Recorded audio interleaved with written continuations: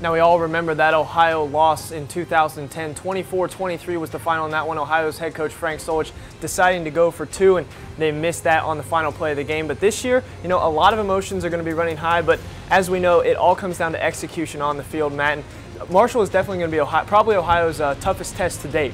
Yeah, absolutely, Tanner. We mentioned balance going into the Gardner-Webb game. Marshall presents even more balance. They've run 60 running plays, 63 through the air, but their passing offense has been even more explosive. 388 yards through the air, and it's all led by a freshman quarterback, Rakeem Cato. So that Ohio secondary knows they're going to have to do some work. That's absolutely right, Matt. The Ohio secondary looked very vulnerable in that New Mexico State game, and they know that they're going to have to definitely shore things up in the secondary if they want to stop this Marshall passing attack. I think we've just been working on defending a lot of the short routes, like the curls and stuff. That's what really affects us.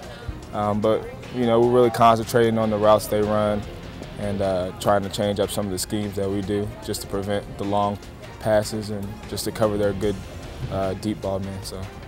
And while Marshall has a threatening passing attack, Ohio could want to do the same. Tyler Tettleton could be looking to throw the ball early and often because Marshall's secondary, well, they have a couple vulnerable spots as well. Yeah, we could see Tyler Tettleton cut loose. The Marshall pass defense has been vulnerable this year, giving up 558 yards and 4 touchdowns, and they're only giving up about 2.5 yards per carry.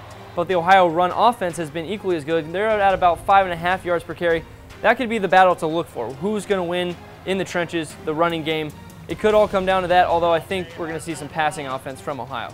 And in their first 2 games against Gardner-Webb and New Mexico State, the Ohio defensive line has been swarming all over the field. And with a freshman quarterback for the Thundering Herd, that could mean good things for the Ohio defense. Yeah, they got a pretty good offensive line. The freshman quarterback, he looked to make good plays. I don't know if he made too many turnovers on his behalf, and I don't know if they put him in too much of a position to turn the ball over, but he looks pretty good on film.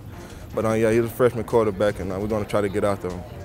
You definitely got to throw some curveballs at him, see how composed he really is in the pocket, and just throw different things, have everybody coming at him from different angles. That's how you fluster any quarterback. So we definitely want to get after him this week and make him make quick decisions and hopefully make some turnovers. And if the Bobcats come away with the win on Saturday in the battle for the bell against Marshall, they'll start 3-0, and that'll be the first time this program has done that since 1976. And in that same year, Ohio started 4-0, so that could be a good omen for the Cats.